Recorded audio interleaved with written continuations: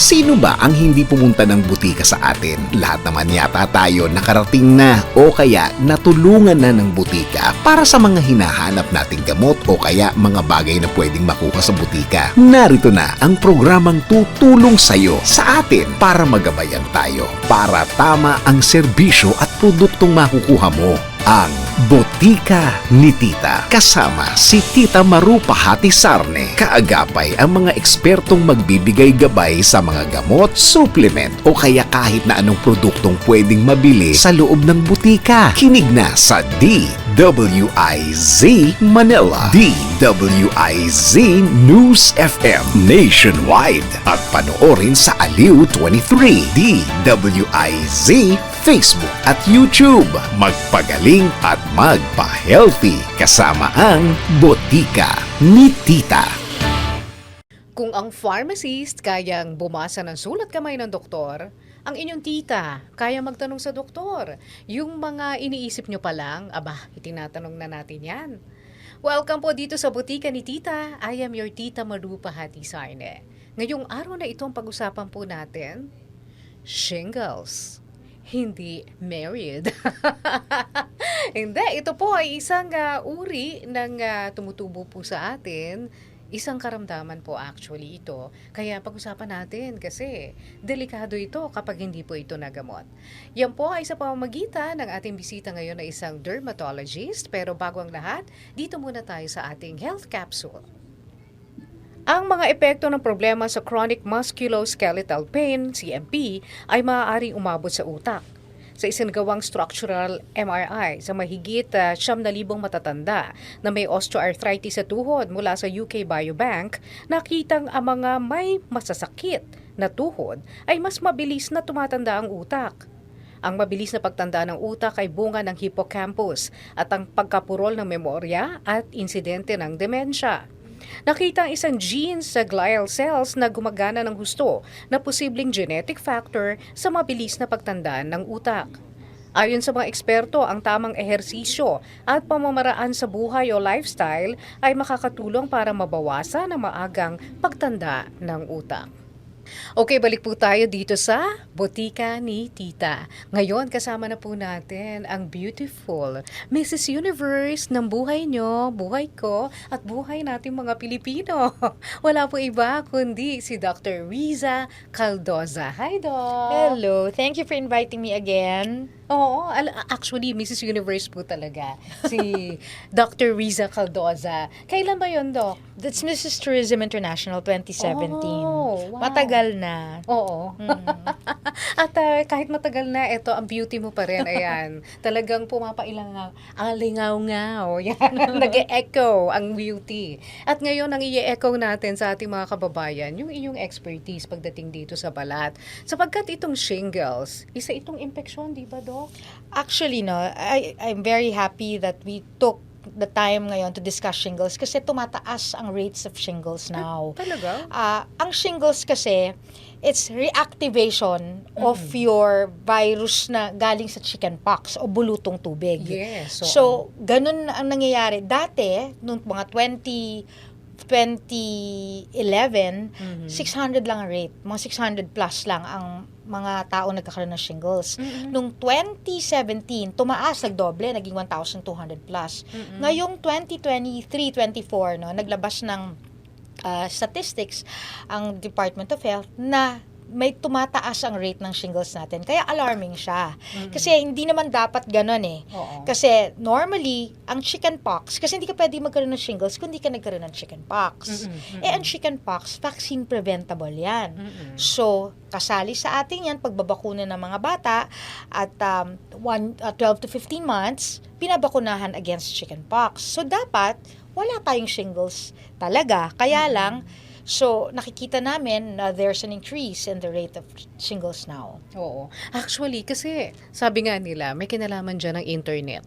Yung mga nababasa natin na tinatakot tayo tungkol sa mga bakuna, Diba? Kaya tuloy, yung Correct. ibang mga parents, ayaw na pabakunahan yung Alam- kanilang mga anak. Diba, Do? Talagang problema ngayon yan. It's not only chickenpox, it's even the measles. Mm-mm. Kaya a few years back, nagkaroon tayo ng outbreak no, ng Yes, totoo. measles because of the parents thinking na pag pinabakunahan ng bata, linked siya sa autism, sa mga Oo. ganyang mga sakit. Pero actually, hindi naman siguro bibigay sa atin yan, no? Worldwide, At saka pinag-aralan for the yan. longest time, Mm-mm. kung mataas ang risk. To be honest, may risk naman lahat. Hindi lang bakuna. Kahit nga pag-inom lang ng gamot, may risk yan. But the benefit outweighs the risk. Kaya we doctors are always encouraging parents na pabakunahan niyo po yung mga anak niyo kasi it will prevent from serious diseases later on. Pero ang tanong nga nila, bakit kahit nabakunahan na yung anak ko, lumalabas pa rin yung chickenpox niya? Yeah. Nagkaka-chickenpox pa rin. Meron kasi tayong sinasabi no, sa lahat ng bakuna, hindi naman yan 100% effective. May 97%, 98%. So minsan, may other factors na, especially no, sa mga immunocompromised, yung may mga sakit na nagtitake kunwari ng nagki-chemotherapy, mababa ang resistensya niyan. So even if you are vaccinated, you may still get the disease. Pero mas parang nabawasan na Milder. yung severity niya. Parang sa COVID, 'di ba? Oo. Sinasabi natin na yung COVID vaccine natin dati, pwede ka ulit magkaroon. Pero ang pinapromise niya, hindi na siya yung severe na katindi. ikamamatay na Oo. yung COVID. Mhm, Yun ang okay. promise ng vaccine natin. Oo. So bakit nagkakaroon pa rin ng shingles kapag sila ay matanda na usually yan di ba? Pag lumalabas. Samantalang lumipas na si chickenpox. Nabakunahan din naman sila sa chickenpox. Okay. Normally, no, 1980s below, hindi yung chickenpox vaccine kasi 1995 yan no. So wala pa no. Lahat halos may statistics nga tayo na 90% of adult population worldwide nang wala pa yung chickenpox vaccine nagkaroon ng bulutong tubig. Okay? So, ang shingles kasi nagre-reactivate yung virus no, yung varicella virus nasa katawan mo pa rin siya. Natitira Natulog siya. lang. Oo. Kaya siya na-reactivate. Nandun siya sa mga nerve endings. Oh, wow. That's why shingles normally happen at 50 and above. Okay. Ah. Buti na lang hindi pa ako 50. Kunyari. Ako na ando na. Hindi, kunyari lang. So, ang nangyayari, nare-reactivate for several reasons. There are the different factors like immunocompromised ka, mababa ang resistensya mo, and then may mga genetic factors, may mga marami talagang iba-ibang factors pero hindi talaga malaman natin kung ano yung exact. So marami siyang factors na nagti-trigger sa iyong chickenpox na varicella na natutulog, again, nabubuhay siya. Ang problema, as I was saying kanina, no, na andun siya sa nerve endings. Oo. So pag nag-reactivate siya, it only happens normally in one area of the body, one side. Malalaman namin yan kasi makikita namin yan para din siyang bulutong tubig na blisters. Yung may tubig, nagtutubig, ang problema naman, napakasakit nito. Compared to the ordinary chickenpox na makate, uncomfortable makate, 'di ba? Pero ito masakit. The pain is like may tingling sensation, Okay. tapos mahapdi. Tapos sa isang dermatome lang siya. Ibig sabihin, isang area of the body, isang side. Kunyari, kung nasa kanan, normally sa back. So, alam ka agad Pero namin. marami din siya? Marami? Depende May mga, siguro isang parang stripe ng likod mo. So, marami rin yan, diba? Akala ko parang isa lang Hindi. talaga. Marami rin Oo. siya. That's why masakit. Okay. So, it's really a problem, no? Once you have it. Because, ang problema kasi, pag nagkaroon ka nito, almost 50% of those who have shingles, nagkakaroon ng long-term complication na tinatawag naming post-herpetic neuralgia, no? Or PHN, na kahit wala na yung rash, wala na yung blisters, pumutok na't lahat, mahapdi pa rin siya. 6 months onwards patagal. So, we really want to prevent shingles from happening kasi sa matatanda na nga siya nangyayari eh. Oo. So, tapos Masakit ang na nga yung pa. tuhod mo. Oo. Masakit lagi yung ulo mo. Tapos yun pa, sumakit pa dahil sa shingles. Tapos sabi mo, 6 months? Yeah, Grabe normally, naman yung yan. pag post-herpetic neuralgia, yung medyo complication na, years yan tumatagal. Ganon. Mm-mm. Tapos isa pa, minsan, nagkakaroon tayo ng shingles sa muka, half of the face. So, nagkakos yan minsan ng blindness because it affects the nerves and the eyes. So, those are the complications of shingles that we really don't want to happen. Is this different from herpes zoster? Yes, it's different. Kasi varicella ang cause nito, ang herpes iba naman. Okay. So, pati ang presentation niya, iba. Magkaiba.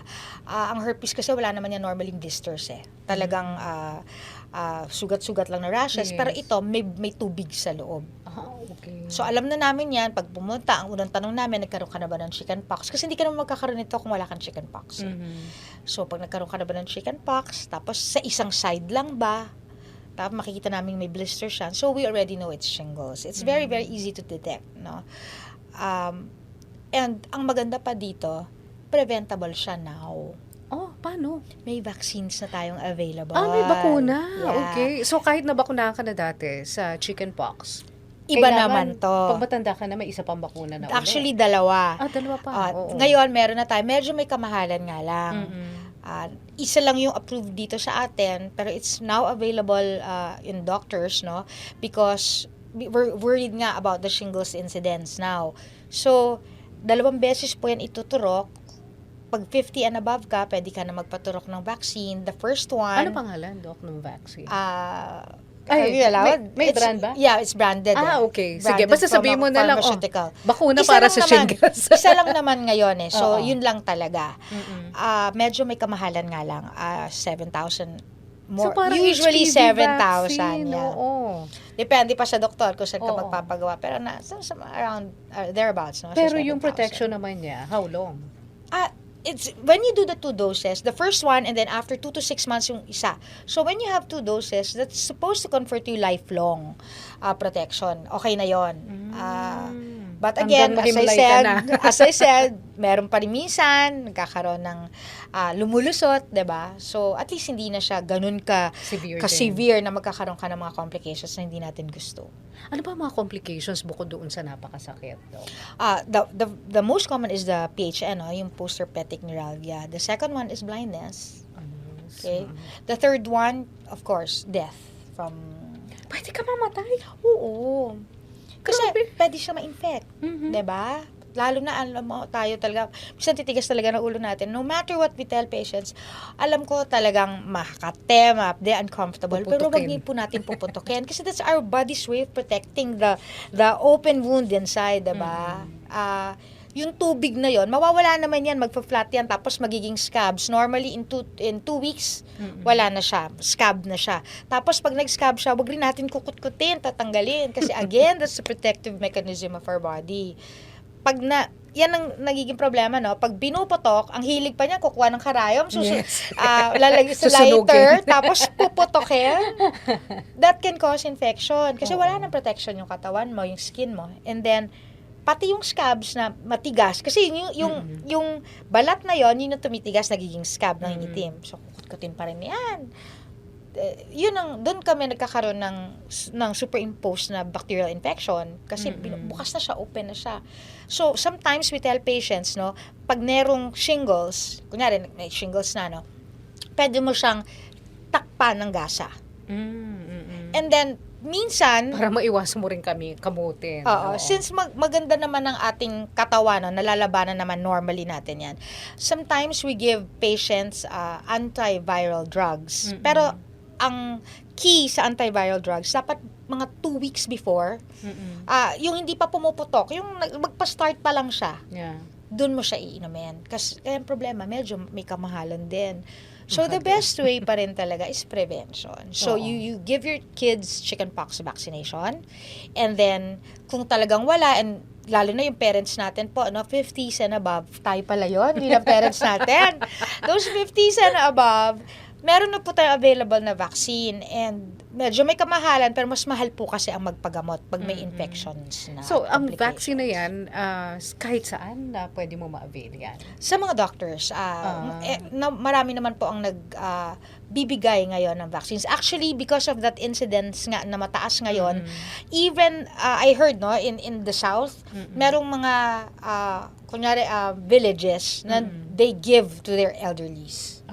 Okay. Di maputi. Kaya lang, yun nga ang pinaka-problema. Kapag kunyari, tinamaan ka na nitong shingles kasi na-miss mo yung bakuna na yon. So, mga ilang linggo nga na magdudusa ka na nandoon yung mga... Mga 2 butik-butik. weeks. 2 weeks to 3 weeks, ganyan. So, paano yun, Doc? Hindi ka pwede magtrabaho? Hindi ka pwedeng lumabas? Pwede naman. Kaya lang... Hindi ka ba nakakahawa? Hindi.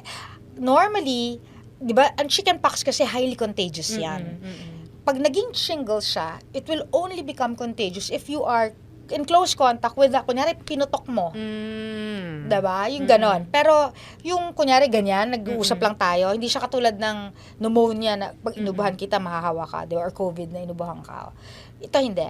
Ang problema lang, mahapdi talaga eh. That's the number one common complaint. Alam na namin, pag sinabi, Dok, may mahapdi ako dito sa isang side lang na parang nagtutubig. Alam na namin kaagad yan. It's very easy to diagnose. Oh, okay. Hindi ka ba pwede maglagay din ng mga ointment doon para ma-relieve yung pain mo? Normally, we try to prevent yung topical na. Kasi nga, ang problema, pag naglagay ka ng topical, baka mabukas mo yung blister. So, you can take mga oral mga pain reliever natin for the pain. Okay, oo. Pagkatapos, Doc, kung kunyari yan, sa 2 to 3 weeks na nandoon yung shingles mo, nagpapagaling ka, na pwede ka naman lumabas, Pwede kang makikain sa iyong mga pamilya, Pwede ka makihalo sa kanila. Yung mga tuwalyang ginagamit, pwede rin ba mag-share kayo? Ako, kahit wala kang sakit. Oo. Kahit wala kang Oo nga sakit. naman. Wag na kayo mag-share ng towels. Kasi minsan ganyan ang pamilya, di ba? Iisa lang yung nakalagay sa banyo. Oo. But not only kasi in shingles, there are many other diseases, lalo na skin diseases, that can be transmitted through mga inanimate objects like your towels. Lalo na ang towels kasi damp yan.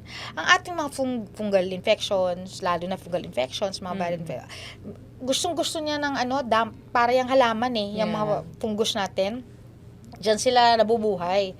So, syempre, tapos lalo na pag immunocompromised ka o meron kang mga sugat-sugat, pwedeng mapunta sa'yo ang mga kung ano man meron yung kasama. So, we still want to avoid those things. Okay. Mamaya, pagbabalik po natin, pag-usapan naman natin yung syempre, kayo ay concerned doon sa iiwan ni shingles, di ba? Iniwanan na nga kayo ng masakit, minsan may naiiwan pa pong mga peklat. So, yan po ay sa pagbabalik ng Botika ni Tita with Dr. Risa Caldoza. Para sulit sa gastos at sa kalidad na katulad ng branded, kapag may reseta ang doktor, piliin ang Rhea Generics. Hindi po pare-pareho ang mga generics. Nakipag-partner ang Rhea Generics sa mga malalaking pharmaceutical company sa mundo para gumawa ng mga world-class na mga gamot sa parehong pasilidad at bansa, kung saan din mismo ginagawa ang kanilang mga kilalang branded medicines. Kaya pareho ang bisa at kalidad pero sa abot-kayang halaga. Ang Rhea Generics po ay gawa ng Pfizer, Viatris, Sanofi, GSK, Otsuka, Merck, Fresenius Kabi, AstraZeneca, OEP Philippines, Lundbeck at Boehringer Ingelheim. Magpakonsulta at kapag may reseta ang doktor, piliin ang Rhea Generics. Dalhin lang po yung mga reseta sa Mercury Drug. Rhea Generics, tunay na world-class ang kalidad sa abot-kayang halaga. If symptoms persist, consult your doctor. Botika ni Tita. Okay, balik po tayo sa Botika ni Tita. Ako po si Marupa Hatisay. Siyempre kasama ko, the beautiful Dr. Risa Caldoza. Isa po siyang dermatologist at kanina pinag-usapan nga po natin kung ano po basically itong shingles na maaari naman pala ma-prevent. Diba? Basta palakasin lang natin lagi yung ating immune system at pagkatapos ay dapat may bakuna. Against chickenpox. Against chickenpox and pag matanda na itong Shingles. para sa shingles naman na bakuna, meron palang ganun, at 2 doses yun na tigpipitong, yung dalawa na yun, tigpito. 7,000 each. 7,000 Yes. each. Oo. More or less, Oo. At hindi lang babae, hindi lang shingles. Shingle ladies. Kundi kahit married at saka kahit lalaki, pwede magkaroon nito, no? Yes. Basta nandun na kayo sa edad na 50 and above. Pero paano kung nagka-shingles ka na, hindi ka na bakunahan? Kailangan pa bang magpabakuna? Yes. Kailangan pa rin. Yes. Oh, okay. Basta ang indication niya, 50 and above, Mm-mm. tapos 2 doses. Regardless if you've had shingles, if you never had shingles, Mm-mm. or you had the chickenpox vaccine. So, ngayon, ang dami nating ino-offer na ngayon na sa mga doktor. Kaya magpabakuna po kayo kasi masakit talaga siya. Mhm. I'm not kidding. It's really painful. Oo. Debilitating painful, Kasi, Totoo. para siyang, nandun siya nakatira sa nerve endings mo. Oo nga naman. Can you no? just imagine that? Oo, grabe. Kahit anong strong pa siguro ng pain reliever na inumin mo. Sakit siya Talagang talaga. andun, mararamdaman mo pa rin siya. So, ang mas mabuti maiwasan. Pero syempre, ano bang tumubo dun sa ating balat, may iniiwan yan na marka Na di ba? peklat. Oo. Paano yun? Yung peklat ng shingles? Alam mo, buti na lang, no? The cases, mostly the cases that we see from shingles, na andito sa back. Mm. So, nakatago. Mm-mm. Unsightly, pero it won't bother you Oo talaga kasi nakatago naman siya. Unless, nasa muka, nasa arms, and at 50 plus, parang medyo, minsan pinapabayaan natin kasi, to be honest, Sabi ng pagtanggal ng peklat, Oo. napakahirap, napakatagal, at napakamahal.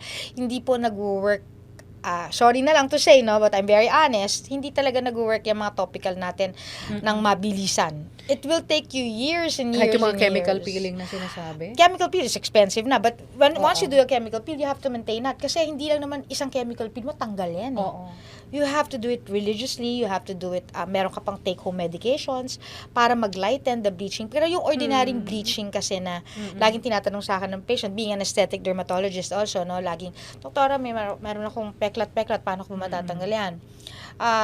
Pwede ba yung mga lumang panahon, di ba? Yung mga sebo de macho, yung mga ganyan.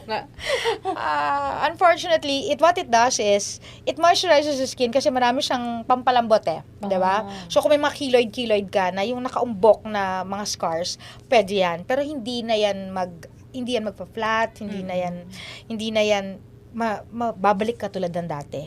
As much as we would want to, may mga lasers na tayo ngayon, Yes. which are very expensive. But, again, the best investment is yourself.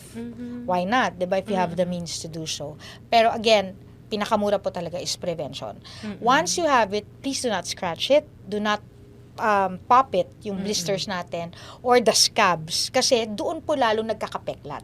Kasi mabait naman ang ating... Lumalalim yun?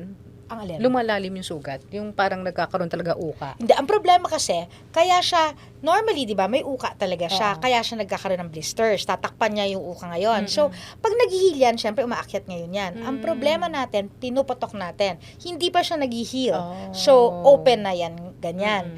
Tapos, yung scabs So, na-prevent din, yung ganon. pag-angat niya? Oo, imbes na, kasi, yung blister na yon, yung tubig na yon, importante yon. Oo. Marami yung mga healing growth, mga healing chemicals para yung skin mo bumalik sa dati. Or kung hindi man bumalik sa dati, at least hindi yung talagang mark na ang itim-itim. Nagkakaproblema lang tayo once it's being scratched or popped, doon nagiging problema siya. So, I would suggest once, if you've had shingles and then pagaling na siya, wag na nating galawin siya. Itali niyo yung kamay niyo. Buti na lang, hindi naman actually mabuti, pero it's not kasi as itchy as chickenpox. Okay. It's painful, but it's not that itchy. So I don't know which is worse, no? But yun nga lang, kaya lang dahil masakit, gusto mo siyang hawak-hawakan to ease the pain. Sometimes I would tell patients, pwede po kayong mag-warm compress just to ease the pain, no? And then yun nga, inom ng painkiller para dun sa pwedeng uminom ng painkiller kasi hindi naman lahat pwedeng uminom ng painkiller. Tapos, hindi rin naman pwedeng dahil masakit, inom na lang kayo ng inom ng painkiller. Kasi, Yeah. again, kaya dapat pupunta talaga kayo ng doktor para bigyan kayo ng instructions. Like, your painkiller should not be eaten on an empty stomach. Kailangan busog po kayo dyan. Mahapdi yan sa tiyan. So, mga ganon. Alam ko, marami ngayon kasi nagbe-base na lang sa social media, sa, Google. But Google is not a doctor. Please go to your doctors kasi yan ang talaga magbibigay sa inyo ng tamang advice. Oo, at saka minsan kailangan talaga tinitingnan po ng doktor. Hindi pwede yung parang si-search nyo lang, uy, parang pareho kami nung nangyari doon sa isang nakita ko sa internet. Iba-iba rin no? Yeah. Kung anong ibibigay po sa inyo na advice ng doktor kasi depende sa makikita po Yes. sa inyong shingles. There's sa inyong clinical katawan. eye, there's what we call clinical eye for doctors. Kasi nga, minsan may mga pasyente kami magme-message lang sa amin, Doc, ganito yung symptoms ko, pero hindi talaga kami pwedeng mag-diagnose ng ganun-ganun lang. Kailangan nakikita namin, nahahawakan namin, and then, kasi meron din naman mga diseases na parang pareho, ng shingles. Kaya we Baka do a mamaya di pala history. shingles. Yeah, we do history Oo. taking talaga. Okay. Dok, ito madalas na itinatanong, pwede ba maligo kapag Oo may naman. shingles? Oo. Kasi di ba yung Pwede sabi po nila pag maligo lagi. daw may chicken pox, ang liligo mo raw kulantro. Ay, alam mo, ano yan? Mga kwento ng ating mga nanay, diba? Mga lola natin. Pero, there is nothing better than a clean body Yes. to prevent infection, diba? Saka, ang sarap ng feeling pag malinis ka. Of course. So, oo. yun lang. Pero Ang- iingatan mo lang yung pagsasabon. Yun lang. Oo, Tsaka- huwag ka maghilod. Huwag kayong gagamit ng mga scrubs, ng mga ganyan. Tsaka yung sa towel, yung Pag-wipe. pag-wipe din natin, ingatan din natin makaskas niya. Pat-pat lang Yeah. talaga. Oo. Especially that area. Na Kung meron saan nga. kang may shingles. Oo. Pero paano kung kunyari maputok mo dahil nahigaan mo? Pag naputok natin, talagang wala tayong magagawa, naputok Oo. na natin, we can put antibacterial creams. May mga topical na pwede tayong ilagay. And then, ako nga, yun ang advice ko na lang is to put na lang gasa para ma-prevent mo siya. Kasi at least, pag may gasa, although pwede pa rin maputok, no? Kasi pag tinamaan ng may pressure, malinis yung area. Hindi rin bawal mahanginan. Hindi ba? Kasi dati yan na sinasabi rin sa atin, huwag mo papahanginan kasi lalo raw lulubog. And then, Oo, lulubog daw yung hindi yung... po, wala pong ganon. Those are old wives' tales Oo. na okay din naman kasi healthy naman tayong lahat. Dumaan tayo sa ganyan Kaya sa nga. mga lola-lola natin. Pero we now know better. So, at least kailangan tayo forewarned and forearmed tayo. Pagdating naman sa kinakain, totoo ba na bawal daw malansa kapag mayroong shingles? Normally kasi, pag may sakit ka, we as much as we want you to eat as healthy as we can, no? We try to avoid, may mga pagkain kasi na mataas ang histamine content. Ibig sabihin, yung Allergy? pwedeng Allergy mag-cause ng content? allergy, pwedeng mag-cause lalo ng kati-kati. So, for example, eggs, that has, chicken has very high histamine content, lalo na yung chicken skin. So, syempre, meron ka ng makati-kati dyan or masakit-sakit dyan, wag na natin i-superimpose pa ng ganung pampangangate, no? Chocolates also have very high histamine content. So, wag na muna yon. Meron ding studies, although very very small studies, saying that those with high arginine content, ito yung may mga nuts, can exacerbate yung ano natin, o mapalala yung shingles natin. So, let's try to avoid that when we do have shingles. Let's avoid chicken skin lalo, nuts, eggs, and chocolates. Ayoko. Yung pa naman na masarap, di ba? Comfort food mo. Di ba, Pag may like, sakit ka, chocolates. 2 weeks lang, 3 weeks. Konti lang naman. Anyway, mamaya po, magbabalik pa tayo dahil marami pa tayong pag-uusapan with Dr. Riza Caldoza dito lang po sa Botika ni Tita. Okay, balik po tayo dito sa Botika ni Tita. Kasama natin, Dr. Riza Caldoza. So, Doc Riza, ito, yung mga bata kasi, sila yung nagkaka-chicken pox nga, di ba? Ano ba ang basically dapat na pag-aalaga ni mommy o ng mga tagapag-alaga sa batang meron chicken pox? Okay. Ang chicken pox kasi, number one, you have to remember, this is very highly contagious. So, number one, hindi natin niya isasama sa mga tao sa bahay, mga bata tayo sa bahay. Kasi noong unang panahon, di ba, Mm. pagsasama-samahin kayong lahat para lahat kayo sabay-sabay na Oo, magka-chicken sabi pox. magkahawaan daw kayo. Diba? I went through that, I went through that with my cousins. Talagang pinagsama-sama kami sa isang kwarto para lahat sabay-sabay daw kami. Isa nga, ano pa kayo, pinagtatouch pa Didikit. kayo. Pinagdidikit kayo. So, buti na lang nagkaroon na tayo ng chickenpox vaccines, no? So, normally, buti na lang, because of the chickenpox vaccines, mababa na ang rate ng chickenpox. But if you do get chickenpox, no, yung mga bata 5 years and below, number one, we tell them, wag nga papasukin kasi nakakahawa yan eh. Okay? So, number two, again, nag-uuna yan sa chest. So, magbi-blisters yan. So, chest, face, tapos pababa na yan, diba? Again, please, wag pong puputukin. Pero napakakatiyan kasi, lalo ng bata, hindi mo mapipigilan. So, ang gagawin natin, puputulan natin ang kuko, dapat hindi mahaba para kung sakali mang makate at ma-scratch ng bata, hindi magkakaroon ng infection.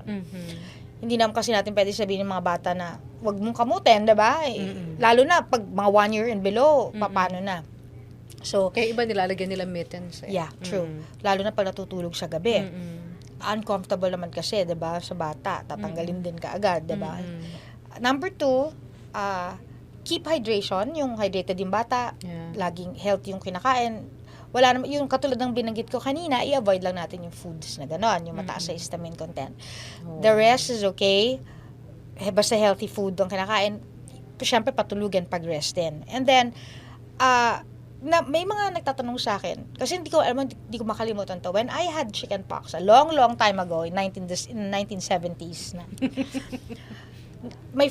The mother chickenpox was here. So nagkaroon ako ng keloid diyan. Kasi yung mom ko, akala sugat lang kasi normally Oo. isang malaki, 'di ba? Oo. Pinutok. Oo. So, nagkaroon ako ng keloid dito kasi Oo. I'm a keloid farmer. Buti na lang yan lang. Kaya yung iba kasi sa mukha eh. Oo Diba? nga. So, Oo nga. unsightly. So, pag nakakita na kayo ng isa, alam nyo na magiging infectious. Kasi 5 days before the blisters and 5 days after the blisters na pumutok na naging scab na, infectious pa rin yan. So, yung buong time, talagang mga 2 weeks yan, ina-isolate natin yung bata. Ngayon, meron na tayong mga antiviral drugs na binibigay to shorten the course of illness and not to make it malala. Parang just to make it a little bit less severe than the usual course of disease. Pero because chickenpox is caused by a virus, na-overcome ng katawan naman natin yan. 2 weeks. So, again, pagre-restin lang natin ng bata, hindi lang natin i-expose. Dati kasi sinasabi na, di ba, mahanginan ka daw. Di ba? Mahanginan ka, dadami, palalabasin nila yung chickenpox mo, parang measles. Ganun din sinasabi. That's not true po. Ang sinasabi lang natin, kasi pag lumalabas, baka makahawa yung bata. Yun lang. Okay. Anyway, Doc, kung gusto nilang pumunta sa iyong clinic, saan ka ba nila matatagpuan? I have a clinic in Ruiz Building in BF Parañaque.